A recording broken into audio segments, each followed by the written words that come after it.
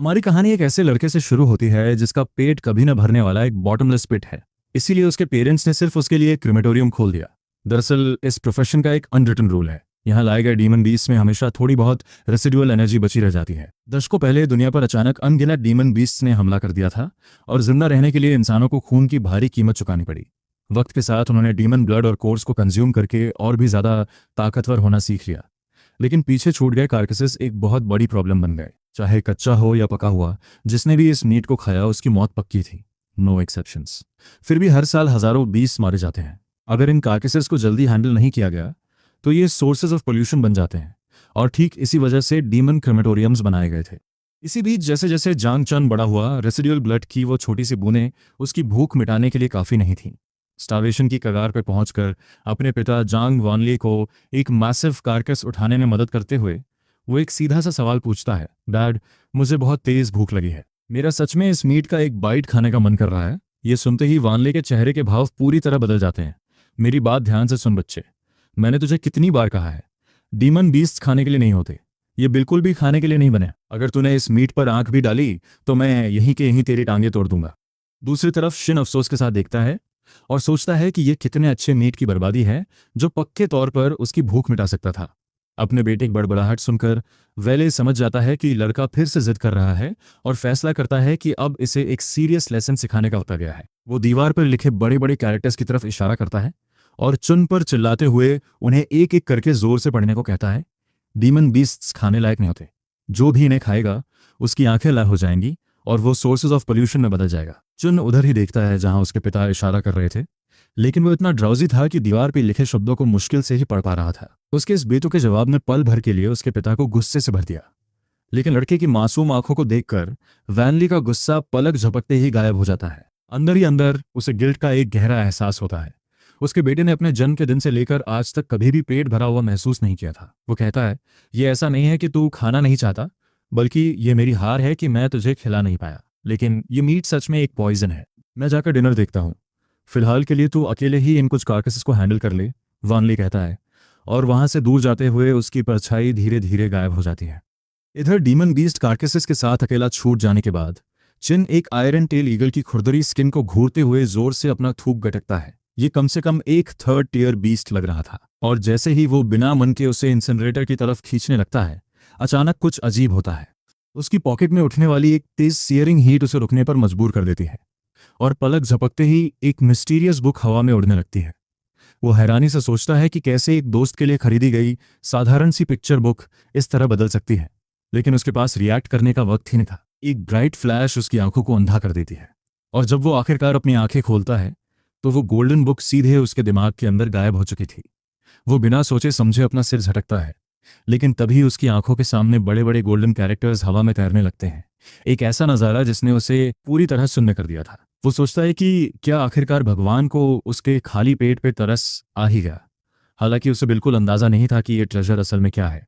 पल भर की खामोशी के बाद वो अपने इरादों को मजबूत करता है और खुद से कहता है कि दौलत और किस्मत सब भगवान के हाथ में है। वो जंग में मरने के लिए तैयार था, लेकिन भूख से मरना उसे कतई मंजूर नहीं था। उधर तभी उसके पेरेंट्स तेजी से भागते हुए उसके पास वापस आते हैं।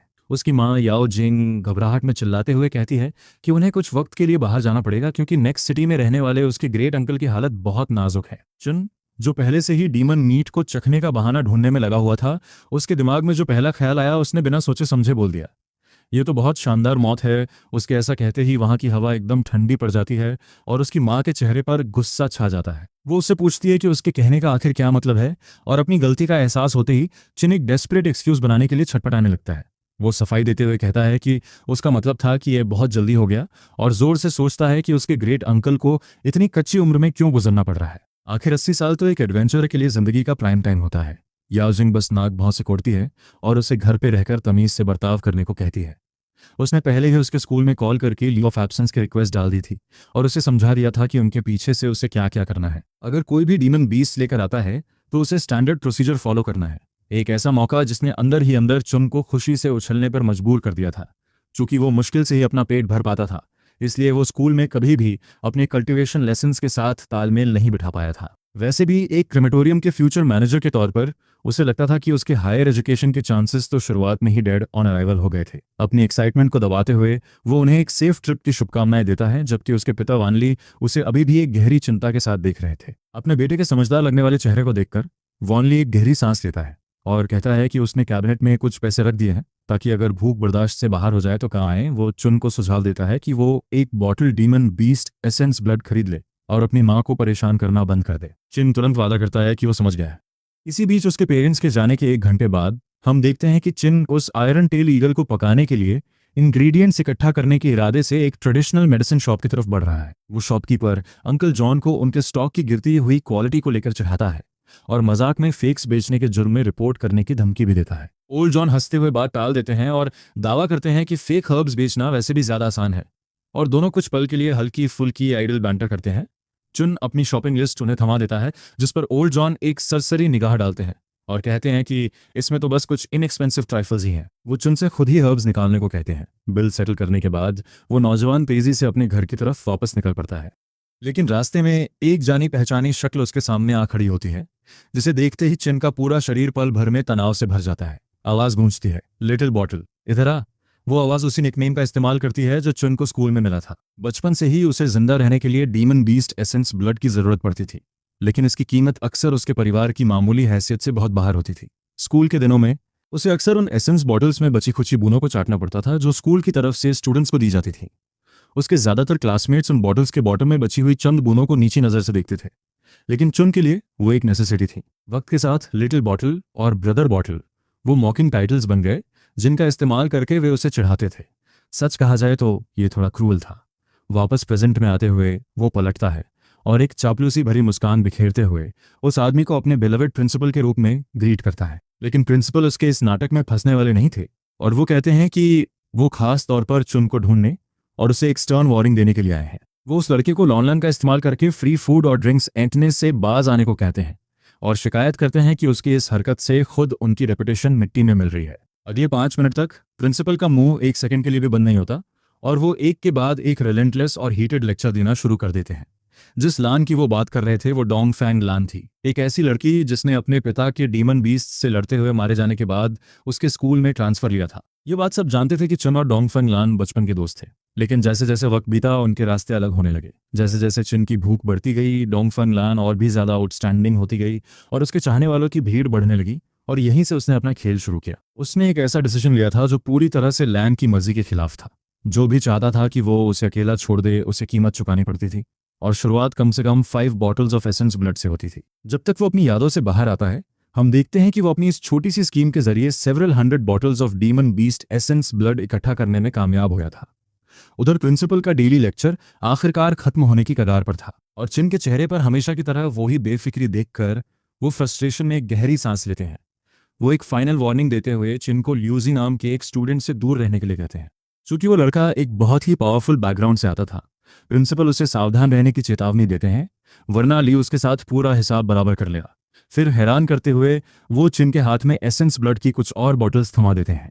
वो बड़बड़ाते हैं कि उन्हें नहीं पता कि आखिर चिन का पेट कैसे काम करता है, और कहते हैं कि उनके खुद के पोते ने भी कभी इतना कंज्यूम नहीं किया जितना इस लड़के ने कर लिया है। प्रिंसिपल झल्लाते हुए कहते हैं कि ऐसा लगता है जैसे चिन कुछ भी और सब कुछ खा सकता है, और फिर पीछे मुड़कर धीमी आवाज में गालियां बकते हुए वहां से चले जाते हैं।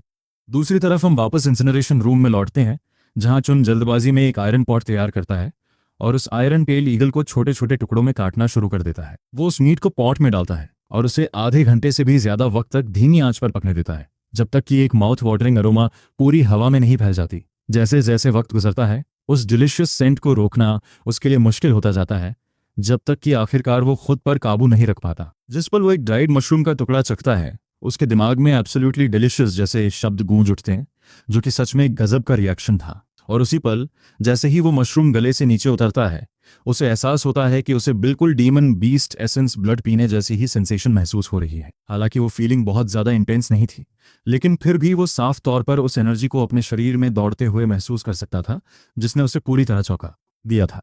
इसलिए वो बिना किसी परवाह के अपना पेट भरकर खाने का फैसला करता है। वो सोचता है कि अगर उसे मरना ही है तो क्यों न पेट भरकर मारा जाए। इसके अलावा वो खुद से कहता है कि अगर वो उनके सिर पर एक बोझ बनकर नहीं रहेगा, तो उसके पेरेंट्स हमेशा एक नई शुरुआत कर सकते हैं और एक और बच्चा पैदा कर सकते हैं। देखा जाए तो यह सच में एक बेहद डार्क थॉट था। यह सब सोचते हुए वो और भी ज़्यादा पागलों की तरह खाने लगता है और महज आधे घंटे के अंदर उसने हड्डियों के अंदर से मैरो को भी 5 बार चूस लिया था। इतने सालों में पहली बार उसे आखिरकार समझ आया कि पूरी तरह से सेटिस्फाइड और पेट भरा होने का एहसास कैसा होता है। वो सोचता है कि इतने सालों की वो भूख और सैक्रिफाइस आखिर किस लिए था। लेकिन जैसे ही वो अपने उस पहले भरपेट खाने के बारे में सोच ही रहा था, हालात बदलने लगे। अचानक उसके पेट में एक हल्की सी डिस्कम्फर्ट उठने लगी और पलक झपकते ही उसके शरीर का एक एक सेल अजीब तरह से एक्टिव और जिंदा हो उठा, इससे पहले कि वो समझ पाता कि आखिर क्या हो रहा है। एनर्जी का एक जबरदस्त तूफान उसके लिम्स और उसके पूरे वजूद में दौड़ने लगा। वो सोचता है कि क्या ये स्कूल का वही फ्रस्ट्रेशन था जो अब बाहर आ रहा था। सालों से वो इतना भूखा था कि उसका पेट सचमुच उसकी स्पाइन से जा लगा था। उस वक्त वो एक कल्टीवेटर बनने के लिए एनर्जी की एक छोटी सी चिंगारी भी नहीं जुटा पाता था, लेकिन अब जब उसका पेट भर चुका था, उसकी पावर अचानक से जाग रही थी। उसे एहसास हुआ कि असल में उसके शरीर को इससे पहले कभी सेटिस्फैक्शन मिला ही नहीं था, और जहां एक तरफ वो खुशी से भर उठा था, वहीं उसने गौर किया कि उसका ट्रांसफॉर्मेशन अभी खत्म नहीं हुआ था। अचानक उसकी आंखों के सामने एक गोल्डन लाइट चमक उठती है और तुरंत बाद उसके दिमाग के अंदर एक कॉम्प्लेक्स एनर्जी सर्कुलेशन मैप उभर आता है। वो पूरी तरह से इनक्रेडुलस था, क्योंकि सब यही मानते थे कि कोई भी इंसान स्किल्स सिर्फ महंगी डीमन पिल्स खाकर ही हासिल कर सकता है। महज एक कारकस खाकर उसे ये सब कैसे मिल सकता है? बिना ज्यादा सोचे वो तुरंत उस एनर्जी को अपने लिम्स और कोर में गाइड करना शुरू कर देता है। स्कूल में सिखाए गए कल्टीवेशन मेथड्स को फॉलो करते हुए वो आधे घंटे तक अपनी ब्रेथ को सर्कुलेट करता रहता है, जब तक कि प्योर रिफ्रेशमेंट की एक लहर उसके अंदर नहीं दौड़ जाती। झटके से अपनी आंखें खोलते हुए उसे एहसास होता है कि उसने आखिरकार फर्स्ट लेवल ऑफ कल्टीवेशन हासिल कर लिया है, एक ऐसा माइलस्टोन जिसके बारे में वो सोचता था कि शायद उसकी जिंदगी में कभी नहीं आएगा। इसी बीच हम अगले दिन दोपहर 2 बजे की तरफ बढ़ते हैं, जब डीमन बीस्ट कार्कसेस लेकर आने वाला ट्रांसपोर्ट ट्रक बिल्कुल अपने सही वक्त पर पहुंचता है। ड्राइवर बाहर से ही जंग वॉनले को आवाज़ लगाता है कि वो आकर डिलीवरी ले लें, लेकिन जैसा कि हम जानते हैं उस लड़के के पिता वहाँ नहीं थे। शिन भागकर दरवाजे पर पहुंचता है और बताता है कि अंकल नियो की टाइमिंग थोड़ी गलत हो गई, क्योंकि उसके पेरेंट्स एक फ्यूनरल अटेंड करने बाहर गए हुए हैं। अंकल नियो सुझाव देते हैं कि वो कार्कसेस को किसी दूसरे क्रेमेटोरियम में ले जाएंगे, लेकिन शिन तुरंत विरोध करता है, क्योंकि वो इस मौके को हाथ से जाने नहीं देना चाहता था। वो जिद करता है कि अपने पिता के 7 सालों की प्रैक्टिस के बाद वो बहुत अच्छी तरह जानता है कि इंसिनरेशन प्रोसेस को अकेले कैसे हैंडल करना है। उसे बस उन्हें अंदर रखने में मदद चाहिए थी। हालांकि अंकल नियो को शक था कि क्या वो एक 8th लेवल हाउलिंग मून डॉग को हैंडल कर पाएगा, जिसे बस पिछली रात ही मारा गया था।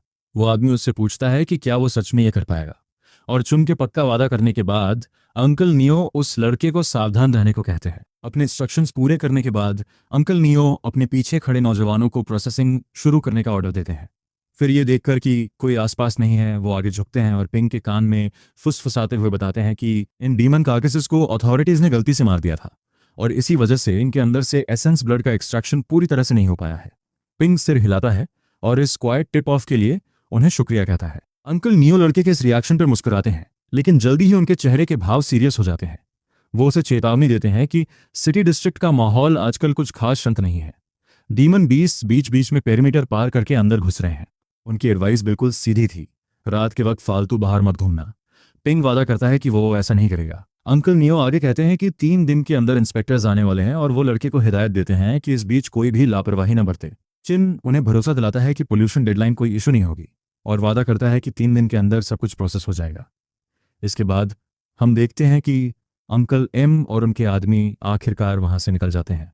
इधर चिन उस 8th लेवल हाउलिंग मून डॉग की तरफ देखता है और उसके मुंह में बेतहाशा पानी आने लगता है। जिस पल वो उस बीस्ट के करीब पहुंचता है, उसके दिमाग के अंदर मौजूद वो गोल्डन बुक, ध्यान रहे कोई येलो बुक नहीं, एक बिल्कुल नए पेज पर पलट जाती है। एक सिस्टम नोटिफिकेशन उसके दिमाग में गूंजता है, target identified, 8th level हाउलिंग moon dog, category minor demon. इसका मीट बेहद सख्त है और इसमें ढेर सारी हड्डियां हैं। स्टेटस, इसे खाने से एनर्जी में इजाफा होता है, लेकिन इसका फ्लेवर पूरी तरह से मीडियोकर है। सिस्टम रिकमेंडेशन, इसकी हड्डियों को धीमी आंच पर पकाएं और थोड़ी सी चिली का इस्तेमाल करें, ताकि इस मीट के लिए एक शानदार और फ्लेवरफुल बेस तैयार किया जा सके।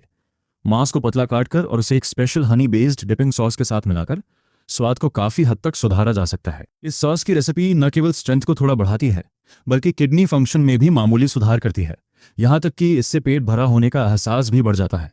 हालांकि किताब का वो आखिरी कमेंट कि कुत्ते भी इसे नहीं खाएंगे, चुन ने चतुराई से इग्नोर कर दिया। वो खुद से कहता है कि किताब बस नखरे दिखा रही है, लेवल 8 का बीस्ट भी इसके शानदार स्वाद के लिए काफ़ी नहीं है, अब तो हॉट पॉट ही बनेगा। उसे याद आता है कि पुराने हारमोनियस सोसाइटी में लोग एक्टिविस्ट के हमले के डर से डॉग मीट खाने से डरते थे। उसे काफ़ी खुशी होती है कि वो उस दौर में नहीं जी रहा है, सिर्फ मांस खाने के लिए आलोचना झेलने का ख्याल ही उसे डरावना लगता है। कारकैस को स्टील रैक पर रखने के बाद उसे फिर से पेट में गुड़गुड़ाहट महसूस होती है और वो तुरंत पानी उबलने के लिए रख देता है। पकते हुए मांस की खुशबू जल्द ही हवा में फैल जाती है, जिससे उसे बहुत सुकून मिलता है और वो पूरा दिन अवशेषों को खाने में बिता देता है। जब तक आखिरी आयरन टेल्ड ईगल खत्म होती है, उसे पूरी दुनिया और भी चमकती हुई महसूस होती है। वो अपने शरीर के भीतर हो रहे बदलावों को महसूस करने के लिए रुकता है। अपनी इंटरनल एनर्जी को महसूस करते ही उसकी सांसें रुक जाती हैं। सिर्फ 3 पक्षियों को खाकर ही वो लेवल 2 पर पहुंच चुका है। उसे सबसे ज्यादा हैरानी अपनी शार्प क्लॉ टेक्निक में आए बदलाव से होती है, जो पहले कंकड़ों पर सिर्फ हल्के निशान छोड़ पाती थी। अब उसकी उंगलियां पत्थर को ऐसे चीर सकती हैं जैसे वो टोफू हो, जिसका मतलब है कि उसकी मास्टरी कम से कम स्मॉल सक्सेस स्टेज तक पहुंच गई है। किताबों के अनुसार एक आम इंसान को इस लेवल तक पहुंचने के लिए 10 डीमन पिल्स और कड़ी मेहनत की जरूरत होती। फिर भी उसने इसे सिर्फ 3 आयरन टेल्ड ईगल्स खाकर हासिल कर लिया। इस पल उसे एहसास होता है कि उसकी जिंदगी हमेशा के लिए बदल गई है। शिन को महसूस होता है कि उसका भविष्य बहुत उज्जवल है। लगातार 7 दिनों तक उसकी जिंदगी इसी ताल में चलती है, शांतिपूर्ण और संतोषजनक। उसके लिए पेट भरा होना ही सबसे बड़ी खुशी है। उसके माता पिता अभी भी बाहर हैं और उसके द्वारा खाए जाने वाले डीमन कार्कसेस का लेवल धीरे धीरे बढ़ने लगता है। उसकी डाइट के साथ साथ उसकी कल्टीवेशन में भी सुधार होता है और सिर्फ 1 हफ्ते में वो एक खौफनाक लेवल 7 पर पहुंच जाता है। सच कहें तो ये एक चौंकाने वाली रफ्तार है। उसकी शार्प क्लॉ टेक्निक अब ग्रैंड सक्सेस स्टेज पर पहुंच चुकी है, जो किसी भी साधारण साधक के लेवल से कहीं ज्यादा है।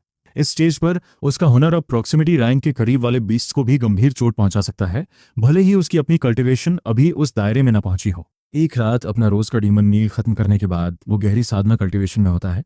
तभी अचानक उसे मुख्य द्वार पर हलचल सुनाई देती है। वो अपनी भौहें सिकोड़ता है, ये सोचते हुए कि इतनी रात को कौन आएगा। जब वो लिविंग रूम की ओर बढ़ता है और एक कैबिनेट खोलता है तो ठीक आधी रात का समय हो रहा होता है। वो एक स्टील ब्लेड बाहर निकालता है, जो उसके पिता की सबसे कीमती चीज है। आम लोग इतनी रात को क्रेमेटोरियम नहीं आते, इसलिए वो अपने जूते पहनता है और सतर्क होकर दरवाजे को देखता है। उसकी नाक फड़कती है। वो एक गहरी सांस लेता है और उसके चेहरे के हाव भाव तुरंत बदल जाते हैं। शहर की दीवारों के अंदर एक डीमन बीस्ट, ये बहुत ही असामान्य है। यहाँ तक कि उपनगरों सबर्ब्स में भी दीवारों के भीतर अचानक किसी डीमन का दिखना कम से कम संदिग्ध तो है ही। कुछ दिन पहले की अंकल नियो की चेतावनियों को याद करते हुए उसे एक बात समझ आती है। क्या क्रीमेटोरियम के पास कोई स्पेशल रिफ्ट हो सकता है? यह विचार ही उसकी रीढ़ में सिहरन पैदा कर देता है।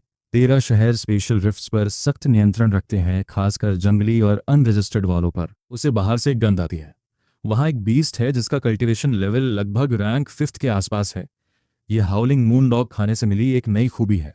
उसकी ग्रैंड सक्सेस वाली सूंघने की शक्ति 100 मीटर के भीतर खतरे का पता लगा सकती है और ताकत का अंदाजा भी लगा सकती है। उसकी आंखों में अनिश्चितता झलकती है।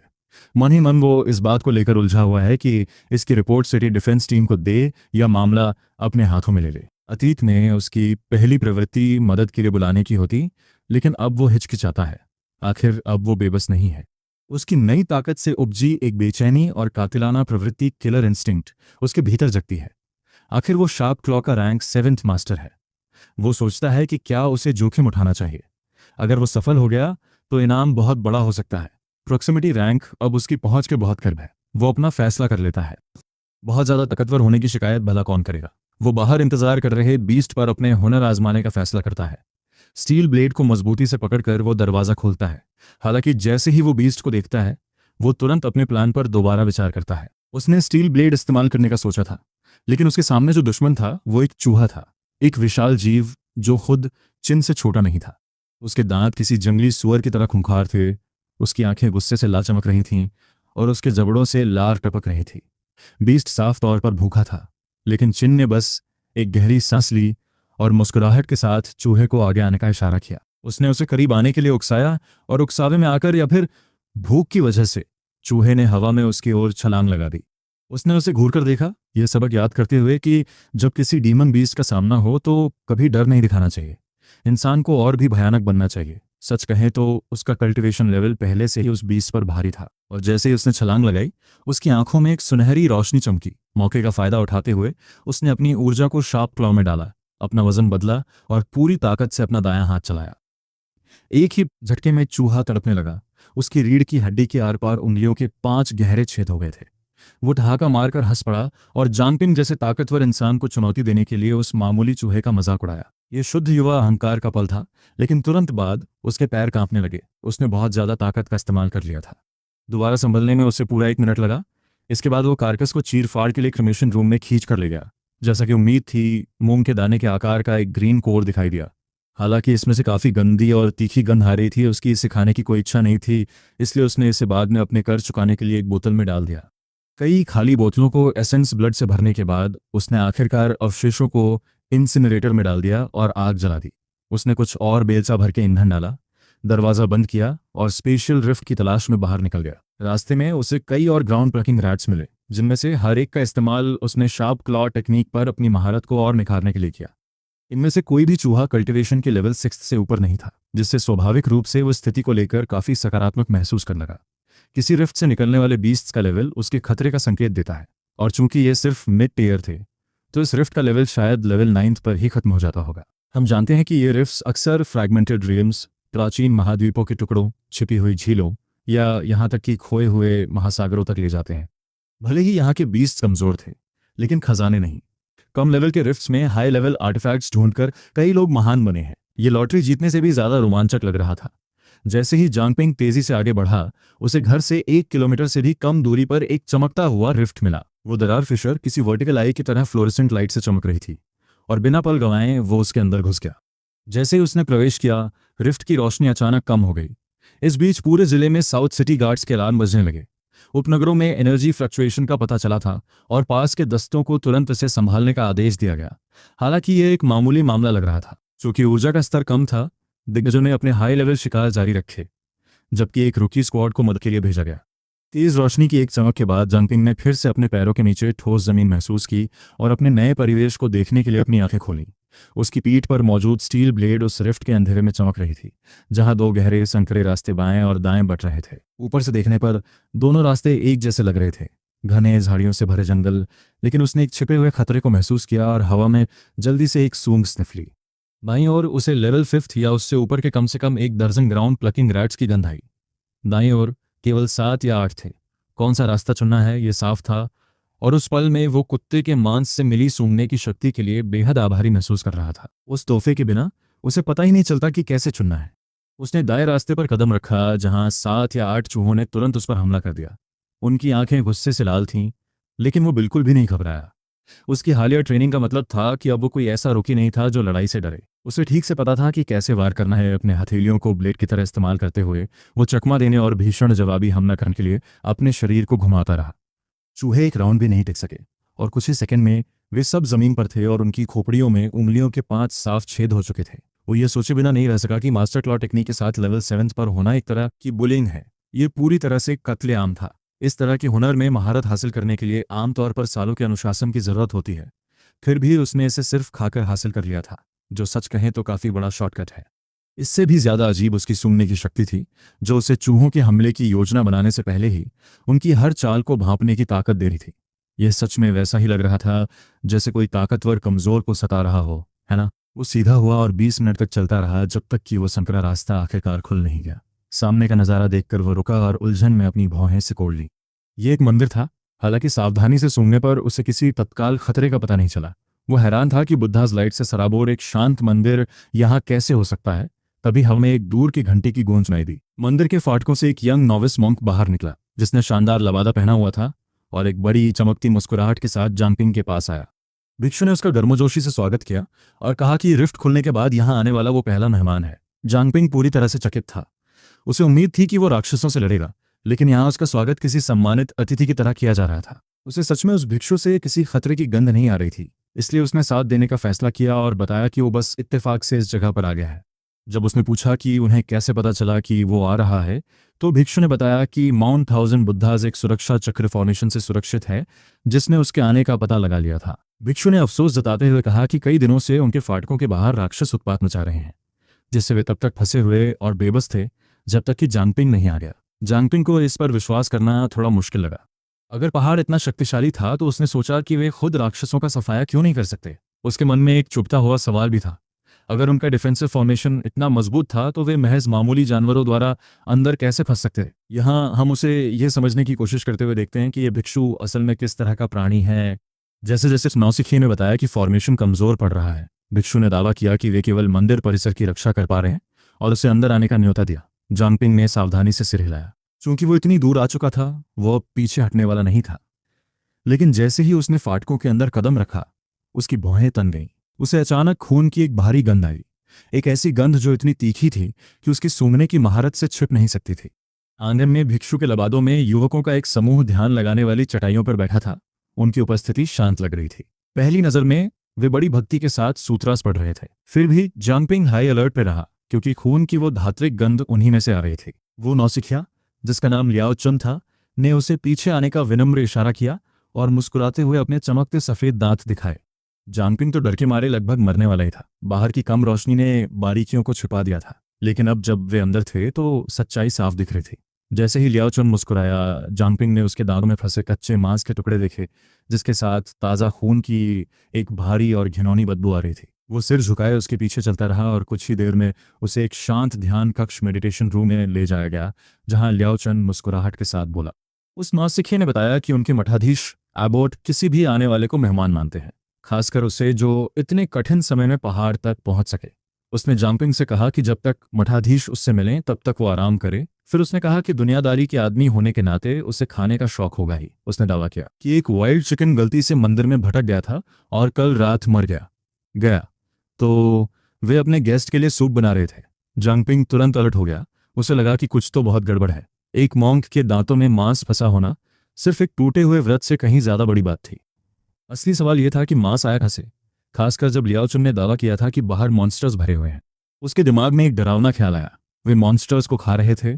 इसलिए उसने मैट पर बैठे बैठे खुद को शांत रखने की कोशिश की। कुछ ही देर में लियाओ चुन मांस का एक गर्मा गर्म खुशबूदार कटोरा लेकर वापस आया और मुस्कुराते हुए अपने गेस्ट को गर्मा गर्म खाने के लिए कहा। मॉन्क ने जोर दिया कि चूंकि वे धार्मिक लोग हैं, इसलिए पूरा बर्तन उसी के लिए है, क्योंकि माउंट थाउजेंड बुद्धिस्ट पर गेस्ट बहुत कम आते हैं। कटोरे को घूरते हुए जांगपिंग का दिल जोर जोर से धड़कने लगा। उसे समझ आ गया कि ये मॉन्क्स उसे फंसाने की कोशिश कर रहे हैं। यह चिकन बिल्कुल नहीं था। यह साफ तौर पर आयरन टेल्ड ईगल का मांस था, एक ऐसी चीज जिसके बारे में वो अच्छी तरह जानता था कि ये इंसान को मॉन्स्टर बना सकती है। अगर उसने इसे खाया तो वह 3 दिनों के भीतर एक करप्टेड बीइंग बन जाएगा। और अचानक पहेली के सारे टुकड़े आपस में जुड़ गए। ये मॉन्क्स असल में मॉन्स्टर्स को खा रहे थे। वे पागल थे, और अगर उन्होंने कंट्रोल खो दिया तो वे जीते जागते डिजास्टर बन जाएंगे। ये देखकर कि जंपिंग हिला नहीं है, लियाओ चुन उसे गौर से देखने लगा और धीमी आवाज में पूछा कि वो खा क्यों नहीं रहा है। उसे लगा कि कहीं खाना उसकी पसंद का तो नहीं है। हालांकि अब उसकी मुस्कान अजीब लग रही थी। जांगपिंग ने अपना डर दिखाने की हिम्मत नहीं की। उसने जबरदस्ती हंसते हुए मॉन्क से कहा कि बात स्वाद की नहीं है, बल्कि खाना बनाने का तरीका ही गलत है। लियाओ चुन का चेहरा सख्त हो गया और उसने पूछा कि उसका क्या मतलब है, और माहौल ठंडा पड़ गया। ये मॉन्क कम से कम 9th हेवन रेल्म पर था। अपने डर को दबाते हुए जांगपिंग ने इशारा किया कि मॉन्क्स को मांस ठीक से पकाना नहीं आता होगा और उन्हें अपना हुनर दिखाने का ऑफर दिया। उसने सूप लिया और बाहर निकल गया। मॉन्क हैरानी में सुन्न रह गया और खतरनाक ऑरा धीरे धीरे कम होने लगा। लियाओ चुन उसकी कला देखने के लिए मान गया और जल्द ही वे किचन में थे, जहां आयरन टेल्ड ईगल का एक बर्तन उबल रहा था। जांगपिंग ने मन ही मन अपनी किस्मत को कोसा, फिर पोलाइटली मास्टर लियाओ चुन से बाहर जाने को कहा ताकि वो अपनी सीक्रेट रेसिपी तैयार कर सके। मॉन्क मुस्कुराया और चला गया, और दरवाजा बंद होते ही जांगपिंग ने उस खराब मांस को दोबारा पकाने के लिए अपनी मेडिसिनल हर्ब्स निकाली। उसके पास कुछ तरकीबें थीं, और जैसे ही एक लाजवाब खुशबू आने की, उसने मास्टर लियाओ चुन को टेस्ट करने के लिए दरवाजा खोला। जांगपिंग ने मॉन्क को एक बाइट ऑफर की, लेकिन लियाओ चुन ने मना कर दिया और कहा कि वे मांस नहीं खा सकते, और गेस्ट को अकेले एंजॉय करने के लिए कहा। और इस तरह भूखा होने का नाटक करते हुए उसने मॉन्क की पैनी नज़र के सामने ही डटकर खाना शुरू कर दिया। आधे घंटे बाद खाना खत्म हो गया। पूरा आयरन टेल्ड ईगल, सूप और हड्डियां सब उसके पेट में समा गए, जिससे लियाओ चुन के चेहरे पर एक संतुष्ट मुस्कान आ गई और वह उसे वापस छोड़ आया। अगली सुबह तड़के जांगपिंग ने दरवाजा खोला तो देखा कि लियाओ चुन हाथ में एक और आयरन टेल्ड ईगल पकड़े खड़ा था। चमकते चेहरे के साथ मॉन्क ने कहा कि कितनी अच्छी किस्मत है कि एक और जंगली चिकन मंदिर में मरा हुआ मिला। यकीनन ये गेस्ट के अच्छे नसीब का संकेत है। जांगपिंग की आंखें फटी की फटी रह गईं। एक आयरन टेल्ड ईगल का खुद गिरकर मर जाना नामुमकिन था, लेकिन उसने बस मुस्कुराने का नाटक किया और इसे एक लकी इत्तेफाक बताया। उसने खुद खाना पकाने के पुराने रूटीन को फॉलो करने का सुझाव दिया। हालांकि लियाओ चुन मुस्कुराते हुए सिर हिलाया, पर उस एक्सप्रेशन ने उसकी रीढ़ में सहरन पैदा कर दी। जल्द ही किचन से मांस कटने की आवाज़ गूंजने लगी, और जैसे जैसे मॉन्क्स अपने सूत्रास पढ़ रहे थे, उन सबके चेहरों पर वही अजीब सी मुस्कान थी। ऐसा लगा जैसे किस्मत ने तय कर लिया है कि उसे एक बार फिर वो प्रोसेस्ड आयरन टेल्ड ईगल खाना ही होगा। एक ऐसा काम जिसे उसने भारी मन से किया। इस 3rd ईयर मॉन्स्टर से ज्यादा कल्टीवेशन नहीं मिली, और मंदिर की बढ़ती अजीबोगरीब हरकतों को महसूस करते हुए उसने फैसला किया कि अब जाने का समय आ गया है, या कम से कम उसे ऐसी उम्मीद थी। लेकिन इससे पहले कि वह कुछ बोल पाता, लियाओ चुन एक अटल आवाज में आया और ऐलान किया कि एबट आखिरकार फ्री हैं और वे हैंडसम यंग गेस्ट से मिलना चाहते हैं। जांगपिंग अपने बाहर को पी गया और जबरदस्ती मुस्कुराया, ये महसूस करते हुए कि मॉन्क के पीछे जाने के अलावा कोई चारा नहीं है। उसने दावा किया कि वो लंबे समय से बौद्ध शिक्षाओं का प्रशंसक रहा है, जबकि वो नोट कर रहा था कि ये मॉन्क 7th या 8th हेवन रेल्म पर थे, लड़ने के लिए बहुत ज्यादा ताकतवर। उसने एक जरूरी नियम समझा, जब तक वो उनकी सीमाओं को पार नहीं करता वो फिलहाल सुरक्षित रह सकता है। मिसाल के तौर पर मॉन्स्टर मीट को मना करना सीधे मौत का रास्ता था। उसने गौर किया था कि जब भी वह हिचकिचाता, लियाओ चन की आंखें कैसे बदल जाती थीं। उसे स्पेशल रिफ्ट्स के बारे में मिले सबक याद आए। कुछ पराई दुनिया थी, कुछ टुकड़े और कुछ एक इन्फिनिट लूप में फंसी हुई सीन्स थीं। ये जगह बाद वाली जैसी लग रही थी, एक डरावना चक्र जहां ये मंक्स शायद एंशिएंट सोल्स या समय के प्रोजेक्शंस के अलावा कुछ नहीं थे। अपनी नर्व्स को शांत करने के लिए गहरी सांस लेते हुए उसने आखिरकार जवाब पाने की उम्मीद में मेडिटेशन रूम का दरवाजा खटखटाया। नहाने की आवाज रुक गई और बर्फ जैसे सफेद बालों और कमजोर शरीर वाले एक बूढ़े मॉन्क ने उसे एक कोमल जानती हुई मुस्कान के साथ देखा। एबट ने पूछा कि क्या वह वही जवान है जो पिछली रात आया था, और जांगपिंग ने शांत दिखने की पूरी कोशिश करते हुए सिर हिलाया। एबट ने उसे बैठने का इशारा किया, लेकिन जैसे ही बूढ़ा आदमी बोला, जांगपिंग की आंखें सिकुड़ गईं। उसने देखा कि मॉन्क के दांतों के बीच अभी भी मांस के टुकड़े फंसे हुए थे। ऐसा लगा जैसे पूरा 1000 बुढ़ा माउंटेन एक दिखावा था। खून की तेज महक उसकी नाक से टकराई और उसे उल्टी रोकने के लिए लड़ना पड़ा। जब पूछा गया कि उसे यह पहाड़ कैसा लगा, तो जंपिंग ने एक परफेक्ट मुस्कान दी और जवाब दिया कि सब कुछ बहुत बढ़िया है। उसने खाने और खूबसूरत नज़ारों की तारीफ की और कहा कि बाहर की मॉन्स्टर इन्फेस्टेड दुनिया के मुकाबले ये जगह यकीनन एक पैराडाइज है। पैराडाइज का जिक्र सुनकर एबट की आंखों में हैरानी की एक झलक दिखी और उसने इस बात पर एक धीमी सूखी हंसी। चूंकि उसे ये इतना अच्छा लगा, एबट ने सुझाव दिया कि शायद हमारे यंग गेस्ट को बस हमेशा के लिए यहीं 1000 बुद्धा माउंटेन पर रुक जाना चाहिए। उसने डींग मारी कि भले ही मंदिर का पतन हो गया है, लेकिन उनकी एंशिएंट हेरिटेज बहुत गहरी है और उनकी सीक्रेट टेक्निक्स बेशुमार है। जब पूछा गया कि वह कौन सी तकनीक सीखना चाहता है, तो जांगपिंग की आंखें फटी रह गईं। असली परफॉर्मेंस आखिरकार अब शुरू हो रही थी। उसे अपनी टेक्स्टबुक से याद आया कि ये रिफ्ट्स अक्सर इसी तरह काम करते हैं। इन शक्तियों के झांसा देकर अनजाने लोगों को फंसाने के साथ उसने तर्क दिया कि अगर वे सच में इतने ताकतवर होते तो वे मॉन्स्टर्स द्वारा खत्म नहीं किए जाते और हमेशा के लिए इस चक्र को नहीं दोहराते। ये लोग जिंदा हो सकते थे या शायद लंबे समय से मरे हुए, ये बताना नामुमकिन था। लेकिन बूढ़े मॉन्क को हराने के लिए उसे एक प्लान की जरूरत थी। एक पल सोचने के बाद वह रुकने के लिए तैयार हो गया, यह महसूस करते हुए कि ये लोकेशन रिफ्ट के कोऑर्डिनेट्स को फिक्स करने की चाबी हो सकती है। चाहे वह इस खोज की रिपोर्ट करे या इसे अपने पास रखे, ये एक फॉर्चून था। हालांकि उसने दावा किया कि वह इतनी आसानी से कमिट नहीं कर सकता। उसने सुझाव दिया कि अगर एबट उसे मंदिर का इतिहास जानने के लिए लाइब्रेरी पवेलियन जाने की अनुमति दें, तो वह खुद को ज्यादा सहज महसूस कर सकता है। बूढ़ा मंक पूरी तरह से दंग रह गया। इन सभी सालों में ये पहला ऐसा गेस्ट था जिसने ऐसी अजीब फरमाइश की थी। आमतौर पर लोग या तो मना कर देते थे और पीट पीट कर मार दिए जाते थे, या सीक्रेट टेक्निक्स के नाम पर उनकी आंखों में लालच चमक उठता था। लेकिन ये पहली बार था जब कोई पहले मंदिर को इवैल्यूएट करना चाहता था। और एक पल के लिए एबट का दिमाग समझ ही नहीं पाया कि क्या हो रहा है। जंपिंग मॉन्क के चेहरे के हाव भाव पर करीब से नजर रखता रहा और ये देखकर कि उसने अभी तक मर्यादा पार नहीं की है, वो और भी खुलकर बोला। उसने कैजुअली जिक्र किया कि म्यूचुअल सिलेक्शन चीजें करने का आधुनिक तरीका है, और एक लंबी खामोशी के बाद एबट ने धीरे से सिर हिलाया। बूढ़ा मंक आखिरकार मान गया और दोहराया कि यह स्वीकार्य है, और इस तरह गेम का अगला फेज शुरू हुआ। एबट ने उसे रोकने का मन बना लिया था, इसलिए उसने सिर हिलाया और लियाओ चुन को रास्ता दिखाने को कहा। बूढ़े मॉन्क को जाहिर तौर पे समझने के लिए समय चाहिए था कि क्या हो रहा है, कि जंपिंग मन ही मन हंस रहा था कि उसे कितनी आसानी से बेवकूफ़ बना दिया गया। सच कहूं तो एबट की अक्ल कम लग रही थी। वह बुरी तरह से पाखंडी था और अपने दिखावे से चिपका हुआ था। इस मॉन्स्टर वाली हालत में भी जंपिंग जानता था कि अगर मॉन्क ने उसे अभी नहीं खाया तो लियाओ चन ही शायद पहले हमला करेगा। वह लियाओ चन को संभाल सकता था, लेकिन उसकी जरूरत नहीं थी। मंदिर का इनविटेशन साफ तौर पे उसे फंसाने के लिए एक जाल था। इस पल में कई चीजें साफ हो गईं। उनके साथ जुड़ने का मतलब था आंगन में उन दिमागहीन मंत्र जपने वाले मॉन्क्स में से एक बन जाना। उसे शक था कि 1000 बुद्धा माउंटेन इसी तरह लोगों को बचाता है। आपको फायदे तो मिलते हैं, लेकिन इसमें एक डार्क पैराडॉक्स शामिल है। एक बार जब आप जुड़ जाते हैं तो छोड़ने की कीमत बहुत ज्यादा होती है। इसलिए जंपिंग ने चालाकी से काम लिया। वह शामिल होगा, लेकिन सिर्फ इवैल्यूएशन के बाद। यह पूरी तरह से वाजिब रिक्वेस्ट थी। और जल्द ही हम उसे एक छोटी 3 मंजिला इमारत की ओर लियाओ चन के पीछे जाते देखते हैं। लियाओ चन ने समझाया कि यहीं सीक्रेट टेक्निक्स रखी जाती हैं। अब उसका लहजा बहुत दोस्ताना था, क्योंकि वह जंपिंग को अपनों में से एक समझने लगा था। उसने पहला नियम बताया, तीसरी मंजिल से केवल एक ही तकनीक चुनी जा सकती है और लालच पूरी तरह वर्जित है। जांगपिंग ने सिर हिलाया और दूसरा नियम सुना। उसे 4 घंटे के भीतर बाहर आना होगा। और फिर भारी दरवाजे खुल गए। अंदर हम अलमारियों को स्क्रोल से भरा देखते हैं। ये देखकर हैरानी हुई कि थाउजेंड बुद्धा माउंटेन के पास इतनी सारी तकनीकें थीं। सच तो यह है कि उसे इन अल्टीमेट आर्ट्स की कोई परवाह नहीं थी। उसके स्कूल की गाइडेंस टेक्निक्स इस रिफ्ट की किसी भी चीज़ से कहीं बेहतर थीं। यहाँ तक कि एक सीक्रेट टेक्निक भी उसके लिए बेकार थी, क्योंकि मॉडर्न रास्ता मास्टर कोर्स को इस्तेमाल करने के ज़्यादा असरदार तरीके पर केंद्रित है। कौशल हासिल करने का यह सबसे सरल और मजबूत तरीका था, जबकि इन पुराने मैनुअल्स को सालों की थकाऊ पढ़ाई की ज़रूरत होती थी। एक मॉन्स्टर कोर तुरंत ताकत देता है, और इससे भी महत्वपूर्ण बात यह है कि मॉडर्न विरासत व्यवस्थित और अच्छी तरह से डॉक्यूमेंटेड थी। वह इतना पागल नहीं था कि एक साबित किए हुए रास्ते को छोड़कर किसी ऐसी भूतिया तकनीक को अपना ले जो बिना किसी मदद के उल्टा असर कर सकती है। वह यह सब इसलिए जानता था क्योंकि वह एक मेहनती स्टूडेंट रहा था, जिसे खासकर अजीब कहानियों से भरे कल्टिवेटर क्रॉनिकल्स पढ़ना पसंद था। उसे उन जीनियस लोगों की कहानियां याद आईं जो रिफ्ट्स में जाते थे, बेजोड़ तकनीकें ढूंढते थे और नेशनल एग्जाम्स में सबसे नीचे से सीधे टॉप पर पहुंच जाते थे। वे किस्मत के धनी थे, शान से जीते थे और सबको गलत साबित करते थे, जब तक कि उन्हें यूनिवर्सिटी पहुंचकर एक मेंटर नहीं चुनना पड़ता था। अचानक वे फंस जाते थे। कोई उन्हें नहीं अपनाता था क्योंकि वे स्टैंडर्ड रास्ते पर नहीं चलते थे, जिससे वे अकेले संघर्ष करते रह जाते जबकि बाकी लोग आगे निकल जाते। ये चेतावनी भरी कहानी आज भी 13वीं मंजिल पर युवा छात्रों को दी जाती है, ताकि वे अपनी सीमाओं से बाहर न जाएं। गहराई में जांगपिंग जानता था कि वह बाकी सबसे ज़्यादा स्मार्ट नहीं है, इसलिए तीसरी मंजिल की तकनीकों में उसकी दिलचस्पी केवल समय बिताने का एक बहाना थी।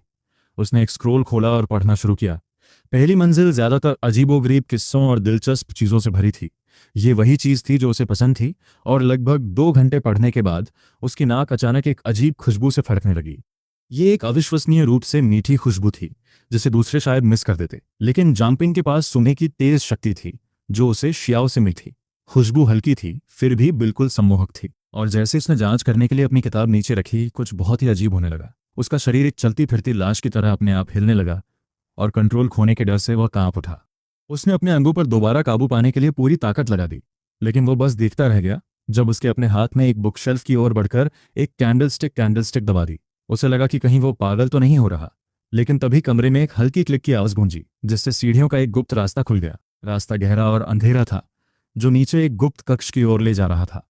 एक मोमबत्ती उठाकर उसने महसूस किया कि उसकी मर्जी के खिलाफ उसके पैर उसे नीचे ले जा रहे हैं। उसका दिमाग विरोध में चीख रहा था, लेकिन उसका शरीर नहीं सुन रहा था, और काफी देर तक चलने के बाद उसके पीछे का रास्ता एक भारी आवाज के साथ गायब हो गया। अचानक उसने अपने शरीर पर फिर से नियंत्रण पा लिया और घबराहट में चारों ओर देखते हुए चिल्लाया कि आखिर ये सब कौन कर रहा है। केवल हवा की आवाज ने उसे जवाब दिया, जो धुंध की तरह घूम रही थी, और सच कहूं तो यह बहुत सुकून देने वाला जवाब नहीं था। तभी एक आवाज गूंजी, एक महिला की आवाज, अविश्वसनीय रूप से आकर्षक और मोहक, पुकारती हुई, जांग लैंग, प्लीज आकर मुझे बचाओ। चौंक कर उसने अपनी मोमबत्ती ऊपर उठाई। उसका दिल उसकी पसलियों पर जोर जोर से धड़क रहा था। जब उसने उस पुकार के स्रोत को ढूंढना शुरू किया, वहां कोई औरत नहीं दिख रही थी, पर उसके सामने एक क्रिस्टल कॉफिन रखा था, जिससे बहुत ताकतवर स्पिरिचुअल एनर्जी निकल रही थी। ये समझकर कि डरने से कोई फायदा नहीं होगा, वो कॉफिन के पास गया, और जो उसने अंदर देखा उसे देखकर उसकी सांसें थम गईं। अंदर एक बेहद खूबसूरत औरत लेटी थी, जिसने एक चटक लाल रंग का वेडिंग रोब पहना था। उसकी कमर इतनी पतली थी कि जैसे एक हाथ में आ जाए। लेटे हुए भी उसका फिगर बहुत स्ट्राइकिंग था, होंठ खून जैसे लाल और कम्प्लेक्शन ढलते सूरज की चमक जैसा। जांगपिंग ने अपनी आंखें मली। उसे एक पल के लिए लगा कि उसकी नज़रें नरम पड़ गई हैं और वो उसे खामोश सेडक्टिव प्ली भेज रही है। तभी वो आवाज़ फिर आई, हल्की और नाजुक, जो उससे गिड़गिड़ा कर कह रही थी कि वो बुद्धिस्ट सील हटा दे और उसे आज़ाद कर दे ताकि वो साथ रह सकें। उसे महसूस हुआ कि वो अपना कंट्रोल फिर से खो रहा है। जैसे ही उसका हाथ क्रिस्टल लिड पर लगे सुनहरे बुद्धिस्ट सील की तरफ बढ़ा, अपने अंदर वो अपनी पूरी ताकत से लड़ रहा था, क्योंकि उसे यकीन था कि ये औरत तबाही की निशानी, ओमेन ऑफ एब्सोल्यूट डिजास्टर है। ये साफ था कि उसे उकसाना बहुत खतरनाक होगा, और वैसे भी ये माउंट शनुआ था, एक पवित्र बुद्धिस्ट ग्राउंड। अगर यहाँ किसी बॉडी को सील किया गया था तो उसे छोड़ने का मतलब पक्का उसकी मौत होती। तभी उसे एक तेज खुरचने स्क्रैचिंग की आवाज़ सुनाई दी। रगड़ की उस आवाज़ ने उसके दिल की धड़कन बढ़ा दी। उसने खुद से वादा किया कि वो स्पेशल रिफ्ट्स के साथ दोबारा कभी ऐसी लापरवाही नहीं करेगा। अचानक उसकी आंखों के सामने अंधेरा छा गया और वो बेहोश हो गया, और जब उसकी आंख खुली तो वो अपने कमरे में था। लियाओचन वहाँ एक फिक्रमंद चेहरे के साथ खड़ी थी और पूछ रही थी कि उसे क्या हुआ था, जो कि एक बहुत अच्छा सवाल था। उसकी आवाज़ सुनकर उसे एक अजीब सा सुकून मिला, और उसने सावधानी से उससे पूछा कि हुआ क्या था। लियोइन मुस्कुराई और कहा कि शायद वो लाइब्रेरी में 2 घंटे से ज़्यादा बिना बाहर आए रुकने की वजह से मैलनरिश्ड हो गया है। उसने बताया कि जब वो अंदर गई तो उसने उसे बेहोश पाया, पर उसने उसे यकीन दिलाया कि थोड़े वाइल्ड चिकन सूप से वो बिल्कुल ठीक हो जाएगा। उसने मन ही मन खुद को कोसा, ये जानते हुए कि अगर वो एक आम आदमी होता तो उसकी ये देखभाल ही उसका अंत कर देती। अपने डर को किनारे रखते हुए उसने पूछा कि क्या कुछ और भी हुआ था, पर लियोइन उसे बस हैरानी से देखने लगी। वो खामोश रहा और सूप को सूंघा, ये कंफर्म करने के लिए कि ये वही पॉट है जो उसने खुद बना था। तब जाकर उसने उसे खाने की हिम्मत की। उसे सच में बहुत भूख लगी थी, इसलिए उसने अपनी भारी सोच को किनारे किया और खाना शुरू किया। जहां लियाओ चेन की मुस्कान और गहरी होती गई, शायद उसके बेहोश होने की वजह से पुराने मॉन्क ने उसे दोबारा नहीं बुलाया और लियाओ चान ने भी सीक्रेट टेक्निक्स का जिक्र करना बंद कर दिया। हैरानी की बात यह थी कि उन्होंने उसे बस वहां रहने दिया। हालांकि लियाओ चेन उसे जो डीमन बीस्ट मीट खिला रही थी, उसकी मात्रा रोज बढ़ती जा रही थी। अगले दिन वो एक 7th tyre iron tailed eagle था जिसने उसकी पावर क्लॉ टेक्निक को सीधे परफेक्शन के लेवल पर पहुंचा दिया। तीसरे दिन तक वो उसे 9th tier iron tailed eagles खिला रहे थे, जिससे उसे एक और पावरफुल स्किल मिली। ईगल आई, एक ऑक्सिलरी एबिलिटी, और ईगल की शिकार करने की कामयाबी का राज अब उसकी थी। जहां उसकी अपनी कल्टीवेशन बढ़ने लगी, वो 7th टीयर से सीधे 9th तक पहुंच गया। आखिरकार दिन में 3 ईगल्स खाने के बाद प्रोग्रेस होना तो लाजमी था। हालांकि हर खाने के साथ जंपिंग का दिल भारी होता जा रहा था, क्योंकि जितने आयरन टेल्ड ईगल्स उसने खाए थे वो संख्या उसे डरावनी लग रही थी। हम देखते हैं कि पूरे मंदिर में एक अजीब सी बेचैनी फैलने लगी है, जो नंगी आंखों से भी देखी जा सकती थी। यहाँ तक कि लियाओ चेन की नज़रें भी बदल गई थीं, और जब वो उस रात अपने कमरे में अपनी स्किल्स की प्रैक्टिस कर रहा था, उसे खतरे का एहसास हुआ। वो जानता था कि ब्रेक थ्रू करना ही खुद को सुरक्षित रखने का इकलौता तरीका है। हालांकि उसे ये जानकर तसल्ली थी कि ये रिफ्ट स्पिरिट रेल्म से आगे नहीं बढ़ेगा। 9th टीयर पर उसने सोचा कि अगर ज़रूरत पड़ी तो वो लड़कर बाहर निकल सकता है। इस बीच पुराने मॉन्क के कमरे में रोशनी मध्यम थी। मोमबत्ती की लौ लड़खड़ा रही थी जब एक भारी आवाज ने पूछा कि उस लड़के का अभी तक डिमोनिक ट्रांसफॉर्मेशन क्यों नहीं हुआ। लियोइन जमीन पर घुटनों के बल बैठी थी और एबर्ट को यकीन दिला रही थी कि उसने खुद उसे डीमन बीस्ट के शवों कार्केसेस को खाते हुए देखा है, और फिर भी किसी वजह से उसमें बदलने के कोई लक्षण नहीं दिख रहे थे। मोमबत्ती तेज जली और एबर्ट ने इसे नामुमकिन बताया। उसने ये जानना चाहा कि कोई माउंट चैनुआ की सीक्रेट रेसिपी का सामना कैसे कर सकता है, और उस पर झूठ बोलने का आरोप लगाया। अचानक लियाओ चैन को उसकी गर्दन से हवा में उठा लिया गया और वो गुस्से से भरी आंखों में झांक रही थी। बेबस होकर और हाफते हुए वो चिल्लाई कि उसकी हिम्मत नहीं कि वो उसे धोखा दे, और कसम खाई कि उसने लड़के को खाते हुए देखा है। पुराने एबर्ट ने उसे गौर से देखा और अगले दिन के लिए और ज्यादा 9th tier iron tailed eagles तैयार करने का हुक्म दिया। उसने उससे कहा कि वो अपने जूनियर ब्रदर को साथ ले और लड़के पर खुद नजर रखे, और यह भी कहा कि जो ट्रांसफॉर्म नहीं हुए उन्हें बचाया नहीं जा सकता। यही माउंट शिन्फा का नियम था, और इस जगह का भी। आखिरकार लियाओ चन को छोड़ दिया गया। वो डर से कांपते हुए हांफने लगी और बताया कि आयरन टेल्ड ईगल्स चालाक हो गए हैं और पहाड़ से दूर रह रहे हैं। उसने चेतावनी दी कि वो सिर्फ 2 दिन और उनका इंतजाम कर सकते हैं, पर एबर्ट ने उसकी बातों को अनसुना कर दिया और उन ईगल्स को महज जानवर कहा। उसने वादा किया कि वो सप्लाई का इंतजाम खुद करेगा, और इस तरह माउंट चिन्फा के आसपास के आयरन टेल्ड ईगल्स के लिए एक बहुत बुरा हफ्ता शुरू होने वाला था। लगातार 10 दिनों तक उन ईगल्स का तब तक शिकार किया गया जब तक वो खत्म होने की कगार पर नहीं पहुंच गए, जिससे पुराने एबर्ट की चिड़चिड़ाहट बढ़ती गई और ये माहौल जल्द ही मंदिर के हर इंसान फैल गया। मॉन्क्स बेचैन होने लगे, उनकी नजरें उसका पीछा ऐसे करती जैसे वो उसे खुद खा जाना चाहते हो। जंपिंग बस मुस्कुराया और लियाओन को ग्रीट किया। आखिरकार पिछले कुछ दिनों में इतने सारे डीमन बीस्ट्स खाने के बाद वो एक टर्निंग पॉइंट पर पहुंच गया था। जैसे ही वो अपने ब्रेक थ्रू के करीब पहुंचा, उसका मन हल्का हो गया, ये जानकर कि वो उस लेवल पर पहुंच गया है जहां उसे आसानी से हराया नहीं जा सकता। पुराना एबर्ट चाहे जो भी प्लान कर रहा हो, जंपिंग उसका सामना करने के लिए तैयार था। उसे महसूस हो रहा था कि वो इस स्पेशल रिफ्ट की आखिरी सीमा के करीब है। वो उस बाउंड्री को महसूस कर सकता था, वरना उसकी कल्टीवेशन और भी ऊपर जा सकती थी। ये ब्लेसिंग डिस्गाइज का एक क्लासिक मामला था। सच कहूं तो किसी का उसे रोज हाई लेवल डीमन मीट परोसना उसके लिए असली मजा प्योर ब्लिस था। और जैसे ही वो इस ख्याल का लुत्फ ले रहा था, पुराना एबर्ट वहां आ गया। एबर्ट ने ऐलान किया कि वो आज मेन्यू में कुछ खास लेकर आया है, और वो चीज़ें दिखाई जिन्हें उसने रिफाइंड मेडिसिनल पिल्स बताया। उसने दावा किया कि ये पिल्स उसने खुद बनाई हैं, और वो इन्हें खास तौर पर इसलिए लाया है क्योंकि ये जवान मेहमान कुछ कमज़ोर दिख रहा था। जानपिंग दंग रह गया, हालांकि अंदर ही अंदर वो हंस रहा था। उन चीज़ों को देखकर उसे समझ आ गया कि वो असल में क्या थी। ये कोई मामूली पिल्स नहीं थी, ये कॉन्सेंट्रेटेड मेडिसिन पैलेट्स थे। अपना चेहरा गंभीर रखते हुए उसने शांति से एबट को उसकी दरियादिली के लिए शुक्रिया कहा। जैसे ही उसने पैलेट्स लिए, उसे समझ आया कि उसे असल में इन्हें खाने की ज़रूरत नहीं है, क्योंकि डीमन मीट खाने से उसे पहले ही वो सारी स्किल्स मिल चुकी थीं जिनकी उसे ज़रूरत थी। उसने सोचा कि वो इन्हें बाद में बेचकर मोटी कमाई कर सकता है, जो कि गरीबी में पले एक लड़के के लिए एक प्रैक्टिकल सोच थी। पर एबट की नुकीली आंखें उसी पर टिकी रहीं। एबट ने जोर दिया कि चूंकि उसने ये पिल्स खुद बनाई हैं, तो उसे ही लड़की को इन्हें लेने के तरीके में गाइड करना चाहिए। उसने मांग की कि जांगपिंग इन्हें तुरंत निगल ले, ताकि सबसे अच्छा मेडिसिनल इफेक्ट मिले। हाँ, उसी वक्त उसी जगह पर। जांगपिंग एक पल के लिए हिचकिचाया। उसे समझ आ गया कि पुराने मॉन्क के इरादे नेक नहीं है। फिर भी उसे रत्ती भर भी डर नहीं लगा। उसे लगा कि क्या ये सिस्टम बस लेवल अप हो रहा है। उसने गौर किया था कि एबट उसे करप्ट करने के लिए हर चाल आजमा रहा था। ऐसा लगा कि जब तक वो अनपोल्यूटेड रहेगा, एबट उसे छू भी नहीं सकेगा। इसलिए वो बूढ़ा मांस से अब पिल्स पर आ गया था, पर जांगपिंग इन्हें खाने से नहीं डरता था। 13 सिटी के लोग कभी ऐसी चीज़ों से नहीं डरते थे, क्योंकि वो गाइडेंस टेक्निक्स पर भरोसा करते थे। ये टेक्निक्स आम कल्टिवेशन के तरीकों से अलग थीं, जो 13 सिटी के पूरे पावर सिस्टम की बुनियाद थी। 13 सिटी के मास्टर्स ने मेडिसिनल पिल्स को सुरक्षित तरीके से इस्तेमाल करने के तरीके ढूंढ लिए थे, यहाँ तक कि स्कूलों में बांटे जाने वाले रिफाइंड ब्लड एसेंस को भी। जांगपिंग मुस्कुराया और एबट को उसकी परेशानी के लिए शुक्रिया कहा, और उन रहस्यमयी मेडिसिनल पैलेट्स वाले बॉक्स की तरफ हाथ बढ़ाया। उसने एक ऐसी चुनी जो दिखने में अच्छी लग रही थी, और उसे निगलने के लिए तैयार हो गया। उसने गौर किया कि ये असल में उसका ऐसी चीज़ आजमाने का पहला मौका था।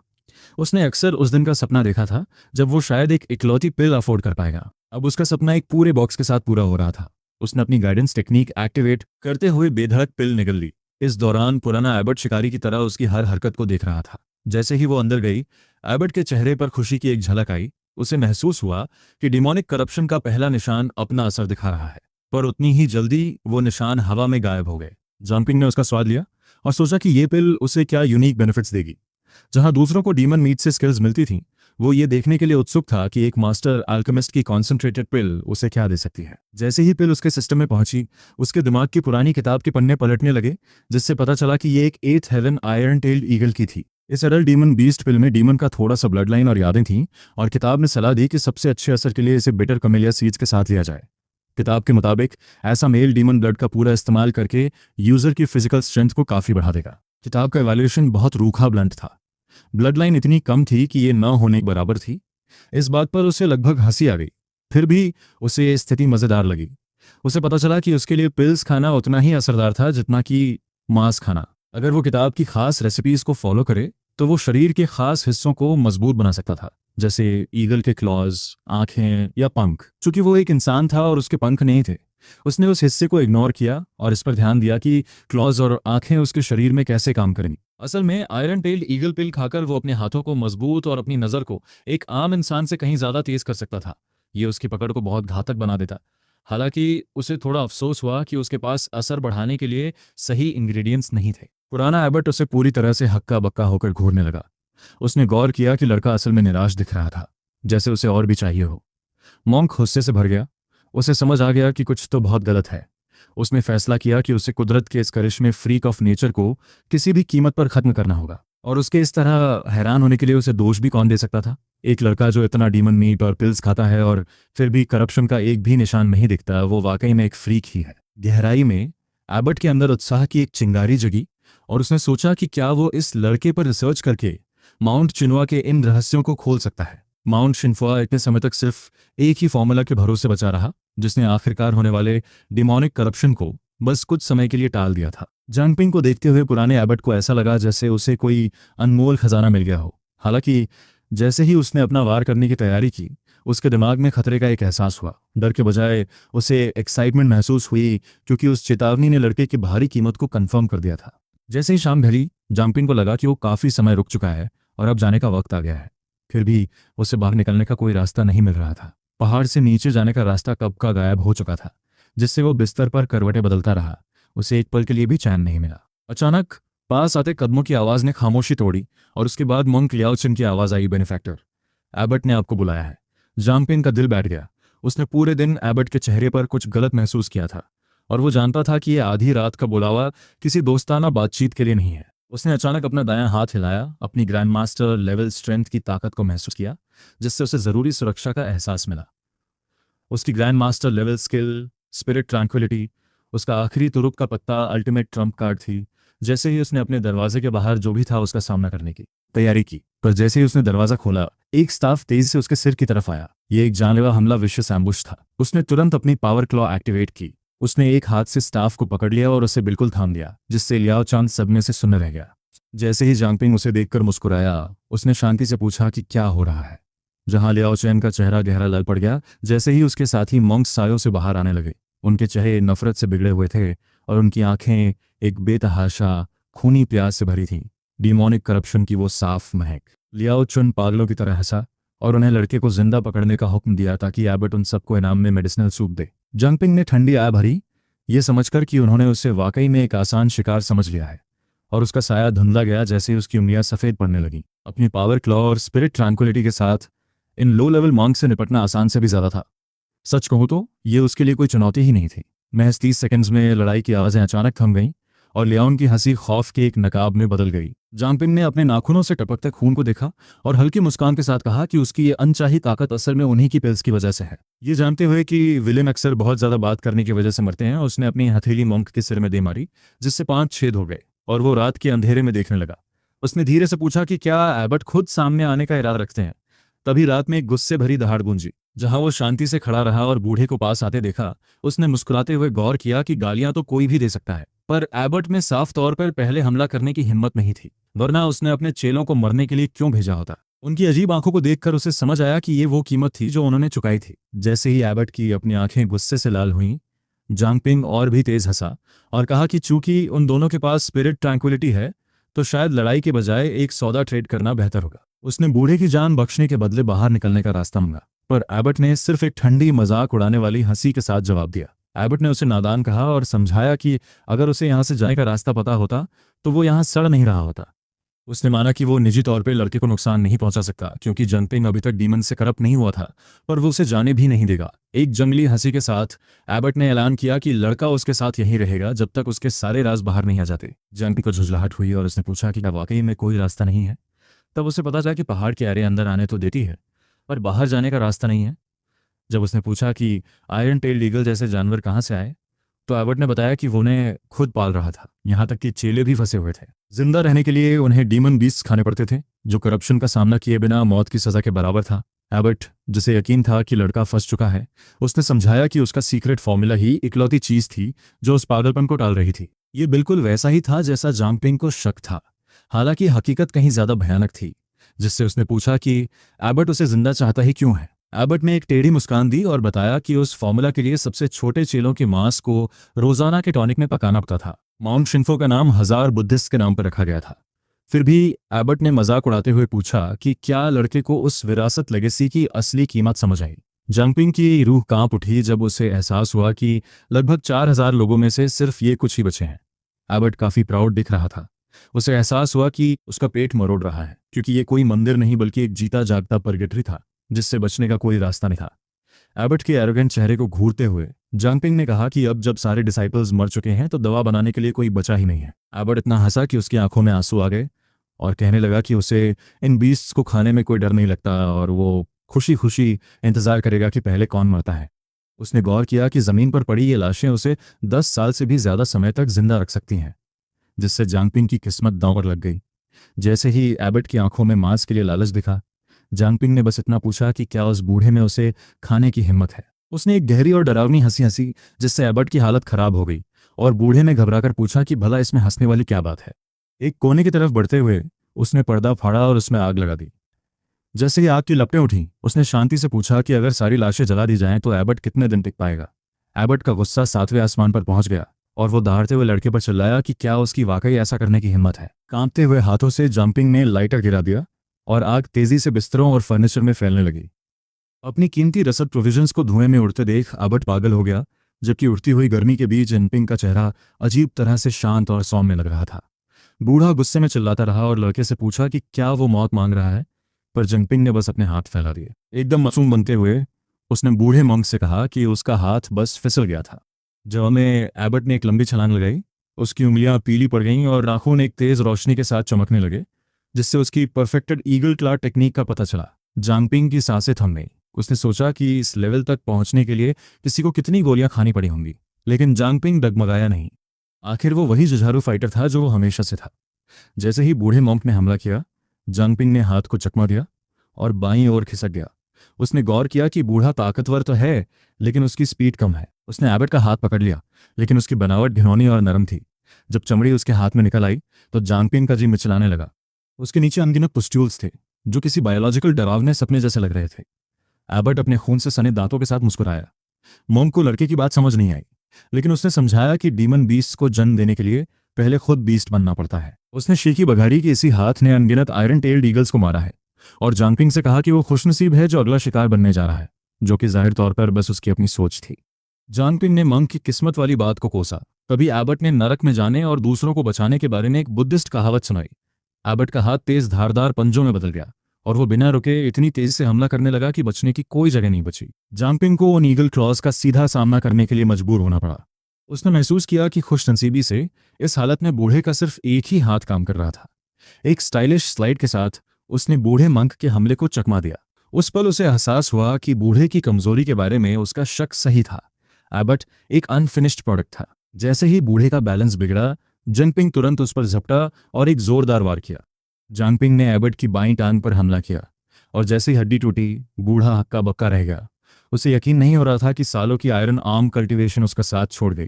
जल्द ही उसकी दाईं टांग का भी वही हाल हुआ और वो अधमरा हो गया। जांगपिंग कमर पर हाथ रखकर खड़ा हो गया और अपनी चालाकी पर गर्व महसूस करने लगा। उसने बूढ़े मॉन्क को ताना मारा कि अब वो सारा घमंड कहाँ गया, जबकि एबट बदहवास से बैठा था, मानो दर्द का एहसास भी भूल गया हो। इससे पहले कि मॉन्क एक लफ्ज भी कह पाता, जांगपिंग का हाथ नीचे आया और उसकी आंखें हमेशा के लिए बंद हो गईं, लाश पर खून के 5 निशान छोड़ते हुए। आखिरकार जब वो बूढ़ा भूत मर गया तो उसने राहत की लंबी सांस ली। हालांकि ऊपर से वो शांत दिख रहा था, लेकिन उसका दिल ढोल की तरह धड़क रहा था। आखिर ये पहली बार था जब उसने किसी की जान ली थी, और एड्रेनलिन कम होने के बाद ही उसे एबट की शक्तियों में कुछ अजीब सा लगा। बूढ़े का स्पिरिचुअल रेल्म बहुत ही असंतुलित था। पूरी लड़ाई के दौरान उसने ज़्यादा ची का इस्तेमाल नहीं किया था, जिससे जांगपिंग सोचने लगा कि क्या मॉन्क को पता ही नहीं था कि इसे कैसे इस्तेमाल करना है। उसने ज़्यादा सोचना छोड़ दिया, क्योंकि मंदिर उसके चारों ओर जल रहा था और लपटों ने आसमान को रोशन कर दिया था। हालांकि उसे इस स्थिति पर थोड़ा पछतावा भी हो रहा था। हमने देखा कि वो थोड़ा निराश था कि उसे इस रिफ्ट में कोई लेजेंडरी ट्रेजर नहीं मिला। कहानियों की तरह नहीं, जहां हीरोज को जादुई खजाना मिल जाता है। उसने आ भरी और महसूस किया कि शायद वो थोड़ा लालची हो रहा था। अगर एबट को पता चलता तो शायद वो खून की उल्टियां करता, ये सोचकर कि उसने लड़के को ढूंढने में कितनी मेहनत की थी। मॉन्क ने उन आयरन टेल्ड ईगल्स का शिकार खास तौर पर उसे खिलाने और उसका स्पिरिचुअल लेवल बढ़ाने के लिए किया था। फिर भी जांगपिंग को लग रहा था कि ये काफ़ी नहीं था। उसने अपने जले हुए बालों की कुछ लटों को धीरे से फूंका, और ये पक्का करने के बाद कि उसका लुक अभी भी ठीक है, वो बेमन से जलते हुए खंडहरों से बाहर निकल गया। उसने खामोशी से 1000 बुद्धा माउंटेन और बूढ़े मॉन्क को विदाई दी, और सब कुछ होने के बावजूद उसे एक अजीब सा दुख महसूस हुआ। दुनिया वाकई बहुत अजीब जगह है, उसने सोचा, और आखिरकार उसे रिफ्ट का चमकता हुआ दरवाजा मिल गया और वो बाहर निकलने के लिए रोशनी की ओर बढ़ गया। अचानक रेडियो की आवाज़ें गूंजने लगी, क्योंकि एक रुकी स्क्वाड ने ऐलान किया कि वे तय लोकेशन पर पहुंच चुके हैं। जांगपिंग का दिल जोर से धड़का और वो तुरंत लंबी घास में छिप गया, क्योंकि सिटी डिफेंस टीम के लोग अपनी स्टैंडर्ड गियर में वहां आ पहुंचे थे। 13 सिटीज अपनी रफ्तार के लिए मशहूर तो थीं, लेकिन इस बार टाइमिंग गलत हो गई थी। ये साफ तौर पर एक टाइम रिफ्ट था। टेक्स्ट बुक्स के मुताबिक टाइम रिफ्ट्स बहुत खतरनाक होते हैं, क्योंकि आप अंदर चाहे जितने भी समय तक रहें, आप ठीक उसी पल वापस आते हैं जब आप बाहर निकले थे। अंदर 10 साल की कल्टीवेशन, बाहर का सिर्फ 1 सेकंड हो सकता है। ऐसा रिफ्ट 80 मिलियन में बिक सकता है, जो किसी भी इंसान का सोशल स्टेटस हमेशा के लिए बदल सकता है। बड़े खानदान अक्सर इन्हें खरीदते हैं ताकि वे स्पेस को स्टेबलाइज कर सकें और अपने जीनियसेस के लिए समय की रफ्तार बढ़ा सकें। देखते ही देखते जांगपिंग को लगा कि दांव बढ़ रहे हैं। जितना ज़्यादा जांगपिंग ने इसके बारे में सोचा, उसका दिल उतना ही दुखा। उसने एक बहुत बड़ी दौलत खो दी थी, और उसे पता था कि ये इनाम उसके लिए संभालना बहुत मुश्किल था।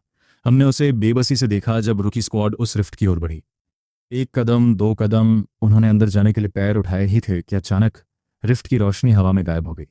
जांगपिंग झटके में चिल्लाने ही वाला था जब हाई लेवल एक्सपर्ट्स का वो ग्रुप मिट्टी में मुंह के बल गिरने से बचा। पूरी टीम उलझन में थी, और एक महिला मेंबर ने कैप्टन से पूछा कि क्या वे वाकई अंदर गए थे या नहीं। कैप्टन भी उतना ही हैरान था, हालांकि उन्हें नियम रटे हुए थे। ये पहली बार था जब उन्हें अपनी ही आंखों पर शक हुआ। एक रिफ्ट अपने आप कैसे गायब हो सकता है, जैसे वो लुका छिपी खेल रहा हो। सच कहूं तो ये उनकी पूरी पढ़ाई के खिलाफ था। लंबी घास में छिपे जंपिंग की हंसी नहीं रुक रही थी। वो अपना मुंह दबाए बैठा था ताकि इस पागलपन पर आवाज़ ना निकल जाए। गाइस, अगर तुम एनिमे और मनहवा फैंस हो और डेली फन क्विजेज में पार्टिसिपेट करना चाहते हो तो डिस्क्रिप्शन में दिए गए टेलीग्राम ग्रुप को ज्वाइन कर लो। वहाँ डेली एनिमे और मनहवा क्विज होते हैं और जो सबसे पहले करेक्ट आंसर देता है उसे कैश रिवॉर्ड्स भी मिलते हैं। साथ ही तुम अपने ओपिनियंस, रिकमेंडेशंस और थ्योरीज दूसरे एनिमे फैंस के साथ डिस्कस भी कर सकते हो। लिंक डिस्क्रिप्शन है।